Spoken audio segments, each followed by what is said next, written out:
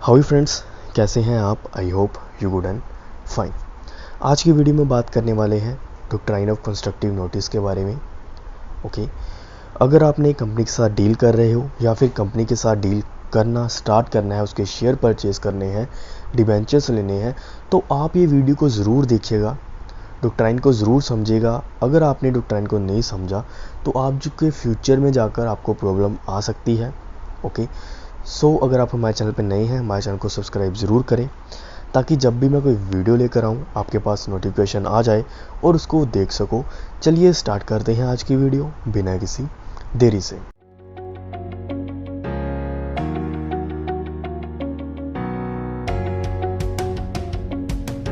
Doctrine of constructive notice की बात सबसे पहले आती है आर्टिकल ऑफ एसोसिएशन में। जो आर्टिकल ऑफ एसोसिएशन है वो क्या होता है? आर्टिकल ऑफ एसोसिएशन जो होता है वो कंपनीज के रूल्स एंड रेगुलेशंस उस डॉक्यूमेंट में मेंशन होते हैं। कुछ पेजेस होते हैं आर्टिकल ऑफ एसोसिएशन में, वो एक तरह का डॉक्यूमेंट होता है। उस पेजेस पे सारे कंपनीज के internal rules and regulation mention होते हैं कि कंपनी कितने शेयर अलॉट करेगी और उस शेयर का प्राइस क्या होगा। इसके साथ ही आर्टिकल ऑफ एसोसिएशन के साथ साथ एक और डॉक्यूमेंट होता है memorandum of association. Memorandum of association में जो है कंपनीज का नेम लिखा होता है, कंपनी का नेम लिखा होता है, उसके ऑब्जेक्ट्स लिखे होते हैं, कंपनीज के फंक्शंस लिखे होते हैं, उनकी एक्टिविटीज़ लिखी होती हैं। ओके, लेकिन आर्टिकल ऑफ एसोसिएशन जो होता है वो इंटरनल मैनेजमेंट से डील करता है और memorandum of association publics outsider से डील करता है। ओके, जितने भी इनसाइड रूल्स एंड रेगुलेशन होंगे जो कि मेंबर्स को फॉलो करने होंगे वो सारे आर्टिकल ऑफ एसोसिएशन में होते हैं, और जितने भी पब्लिक को फॉलो करने होंगे वो सारे मेमोरेंडम ऑफ एसोसिएशन में होते हैं। अब बात करते हैं डॉक्ट्राइन ऑफ कंस्ट्रक्टिव नोटिस की। जो डॉक्ट्राइन ऑफ कंस्ट्रक्टिव नोटिस है, नोटिस का मीनिंग सबसे पहले जान लीजिए। जो नोटिस होता है उसका मीनिंग होता है किसी को इन्फॉर्मेशन देनी। फॉर एग्जाम्पल, अगर किसी का चेक बाउंस हो गया है और वो एडवोकेट के पास जाता है, वो कहता है मेरा चेक बाउंस हो गया है, हमने उसके ऊपर केस करना है, तो सबसे पहला प्रोसीजर क्या है? वो एक नोटिस भेजता है, लीगल नोटिस भेजता है। किसको? जिसका चेक बाउंस हुआ होता है। वो क्या करता है? वो उस व्यक्ति को नोटिस के थ्रू इंफॉर्मेशन भेजता है कि आपका चेक बाउंस हो गया है, आप पैसे हमें दे दें, अगर आप पैसे नहीं दोगे तो हम कोर्ट जाएंगे। सिंपल शब्दों में नोटिस का मीनिंग इंफॉर्मेशन होता है। अब बात करते हैं कंस्ट्रक्टिव का मीनिंग क्या होता है। कंस्ट्रक्टिव का मीनिंग होगा प्रिजम्पशन, प्रिज्यूम करना, मानना। हम ऐसा मानेंगे कि आपको हमने इंफॉर्मेशन दे दी है, वही है डॉक्ट्राइन ऑफ कंस्ट्रक्टिव नोटिस। देखिए फ्रेंड्स, जब भी कोई कंपनी जो होती है वो रजिस्टर होती है, उसके दो डॉक्यूमेंट्स जो होते हैं वो रजिस्ट्रार ऑफ कंपनी के पास होते ही होते हैं। कौन कौन से डॉक्यूमेंट होने ज़रूरी हैं कंपनी के पास जब वो रजिस्टर होती है?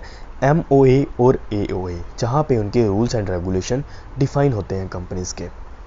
ओके, और वो रूल्स एंड रेगुलेशन जो कंपनी होती है जब वो रजिस्ट्रार ऑफ कंपनीज के पास रजिस्टर करवाती है, तो वो जो डॉक्यूमेंट होते हैं वो पब्लिक डॉक्यूमेंट बन जाते हैं। कोई भी पब्लिक जो होती है ईजिली उन डॉक्यूमेंट्स को देख सकती है, उनको रीड कर सकती है।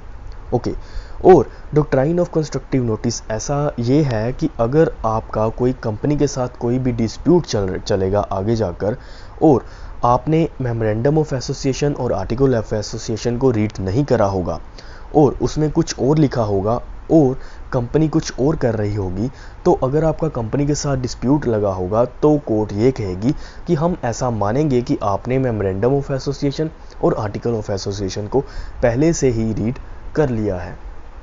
यानी कि सिंपल शब्दों में जो पब्लिक है, उनकी जो पब्लिक है जो कंपनी के साथ डील करने वाली है, उसकी ये ड्यूटी बनती है कि MOA और AOA को रीड करे। अगर वो MOA AOA को रीड नहीं करेगी तो आगे जाके कंपनी के साथ कोई भी डिस्प्यूट चलेगा तो कोर्ट हमेशा कंपनी की सुनेगी, आपकी नहीं सुनेगी। ओके, कोर्ट हमेशा डॉक्ट्राइन ऑफ कंस्ट्रक्टिव नोटिस को लेकर आएगी कि कंपनी ने जो अपने सारे रूल्स एंड रेगुलेशन एक MOA और AOA डॉक्यूमेंट में दिए हुए हैं, आपने उनको रीड क्यों नहीं करा। ओके, और जो डॉक्ट्राइन ऑफ कंस्ट्रक्टिव नोटिस है वो कंपनी के बिहाफ पे काम करता है, वो कंपनी के बेनिफिट के लिए होता है और जो पब्लिक के लिए नुकसान होता है। ओके, इसमें एक लीडिंग केस लो है, उस केस लो का नाम है कोटला वेंकटस्वामी वर्सेस राममूर्ति का केस। इस केस में क्या हुआ था, एक कंपनी थी, उसका जो आर्टिकल, उसके आर्टिकल में ये लिखा हुआ था कि अगर कोई भी कॉन्ट्रैक्ट करेगी कंपनी, उसमें 3 लोगों के साइन ज़रूरी होंगे। वो कौन कौन से लोग थे, एक तो उनका मैनेजिंग डायरेक्टर, दूसरा सेक्रेटरी एंड तीसरा वर्किंग डायरेक्टर। इन 3 लोगों के साइन होने ज़रूरी हैं किसी भी कॉन्ट्रैक्ट में। तो कंपनी ने क्या करा, कंपनी ने एक अपनी प्रॉपर्टी को, इमूवेबल प्रॉपर्टी को मॉर्टगेज करा किसी के पास, और उस मॉर्टगेज के कॉन्ट्रैक्ट में, उस मॉर्टगेज की डीड में 3 लोगों के साइन ज़रूरी थे, लेकिन उसमें बस 2 लोगों ने साइन करे। किस किस ने साइन करे, सेक्रेटरी ने साइन करे और वर्किंग डायरेक्टर ने साइन करे। उस डीड में जो थे मैनेजिंग डायरेक्टर के साइन नहीं थे, और उस व्यक्ति ने उनको पैसे दे दिए, कंपनी को पैसे दे दिए और मॉर्टगेज डीड को अपने पास रख लिया। जब कंपनी वाइंड अप होने लगी, जब कंपनी बंद होने लगी, तो जिसने पैसे दिए थे कंपनी को, वो कोर्ट में केस करा, उसने कहा कि मुझे जो है कंपनी की प्रॉपर्टी मिलनी चाहिए, क्योंकि मैंने जो है पैसे दिए हैं और मॉर्टगेज डीड मेरे पास है। ओके, तो उस कंडीशन में जब उसने केस करा, तो कंपनी का क्या कहना था, कंपनी का कहना था कि उस मॉर्टगेज डीड में अकेले 2 लोगों के साइन थे, लेकिन 3 लोगों के साइन होना ज़रूरी था। ओके, तो कोर्ट ने क्या कहा, कोर्ट ने वहाँ पे डॉक्ट्राइन ऑफ कंस्ट्रक्टिव नोटिस लगाया। कोर्ट ने कहा कि जब आपने कंपनी के साथ मॉर्टगेज डीड करी, मॉर्टगेज डीड साइन करी, तो आपने पहले मेमोरेंडम ऑफ एसोसिएशन और आर्टिकल ऑफ एसोसिएशन रीड क्यों नहीं करा, कितने लोगों के साइन ज़रूरी थे, कितने लोगों के साइन नहीं ज़रूरी थे। उन्होंने कहा आपने ऐसा क्यों नहीं देखा, आपको देखना चाहिए था। और इसको कहते हुए जो कोर्ट ने इस मॉर्टगेज डीड को इनवैलिड करार कर दिया, इनवैलिड कह दिया। और जिसने मॉर्टगेज के पैसे दिए थे, ओके, उस व्यक्ति को कुछ नहीं मिला कंपनी के बिहाफ पे। तो इसीलिए मैं कहता हूँ, अगर आपने कंपनी के साथ डील करना है तो आप सबसे पहले उसका मेमोरेंडम ऑफ एसोसिएशन और आर्टिकल ऑफ एसोसिएशन ज़रूर रीड करें। अगर आप कंपनी के साथ कोई भी कॉन्ट्रैक्ट में आ रहे हैं तो ये ज़रूर देखें कितने लोगों के साइन रिक्वायर्ड हैं। अगर आपके पास उतने लोगों के साइन नहीं होते उस कॉन्ट्रैक्ट पे, तो प्लीज़ कॉन्ट्रैक्ट मत करिएगा। अगर 2-3 लोगों के साइन होते हैं, बाकी के लोग साइन नहीं करते, तो आपको उसका नुकसान होगा जब आप कोर्ट में केस फाइल करोगे। कोर्ट हमेशा कंस्ट्रक्टिव नोटिस को ही मानेगी, डॉक्ट्राइन ऑफ कंस्ट्रक्टिव नोटिस को ही लेकर आएगी।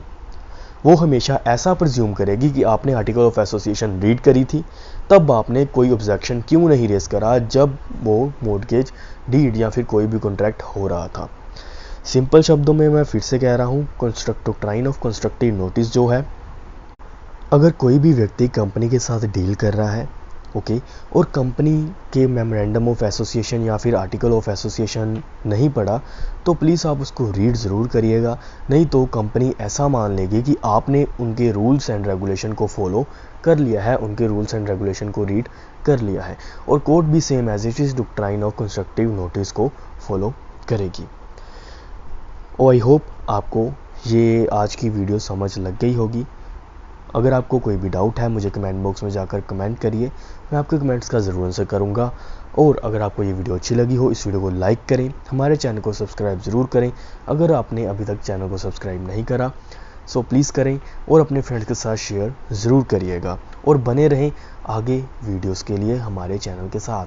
लीगल एजुकेशन और नॉलेज लेने के लिए हमारे चैनल को सब्सक्राइब ज़रूर करें, ताकि जब भी मैं कोई वीडियो लेकर आऊँ आपके पास उसकी नोटिफिकेशन आ जाए और आप उस वीडियो को देख सकें।